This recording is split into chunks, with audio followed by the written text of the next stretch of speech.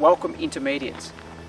You are the guys that have probably run a marathon beforehand and are trying to get out there to run faster than what you've done before, and there may even be some very talented first timers that have jumped up to the intermediate program.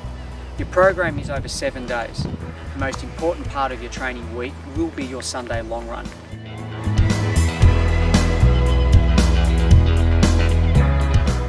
Your Sunday long run is done at a certain amount of kilometres or miles that you are to do.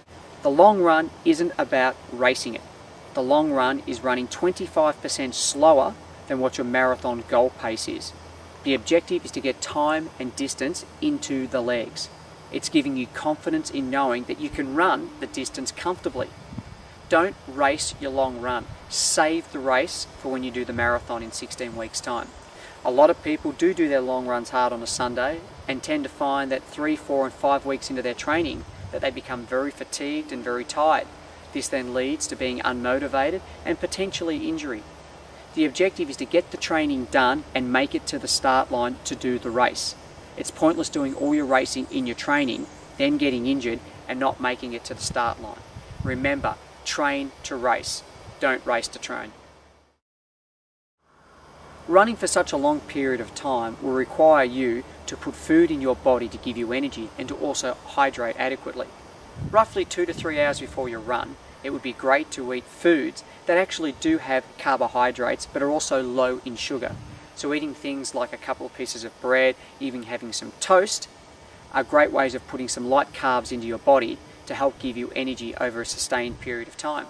Certain power bars and also getting fluids such as sports drinks into you will help keep your body hydrated for the run. Make sure when you're doing your run that you try to run over a fairly similar surface that you'll be running on in the marathon. And when I say surface, I'm talking about the terrain. If you're going to be running Boston as an example, we know that Boston is a fairly undulated course. So on your long runs, try to do your run over a few undulating hills, just to give you the confidence in knowing that you will be able to complete the course. If your marathon is actually going to be on a flat course, make sure you stick to running on a relatively flat ground. It's pointless doing your long runs up and down hills because this will eventually lead to injury, and it is important to make sure that you do not take any risks. Also, when you're doing your long runs, try to make sure that you run on a soft surface. Stay away from bitumen and concrete if you can, and run on dirt, grass or gravel. The impact of your body taking every single stride out there for 2, 3, 4 hours can lead to injury depending on the surface that you're running on. The jarring, you need to be able to get some rebound back from that, and with bitumen and concrete you don't. Remember, prevention is better than a cure, so make sure you factor all that into your long run on a Sunday. One of the things you need to do when you finish your long run on a Sunday is post-run recovery. Within the first 30 minutes of completing your long run, you need to get sodium and potassium into your body as quickly as possible. So having things like bananas and sports drinks will help aid in that recovery.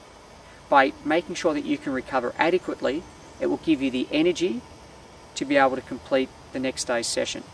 By allowing your body not to get adequate recovery from the foods and drinks that it should, this will lead to fatigue and tiredness, which will mean that the productivity of the rest of your training week is going to suffer. So make sure you hydrate and eat well before you run. You do your run on a softer surface. You also stick to post-race recovery and get as much carbs and potassium into your body as you can.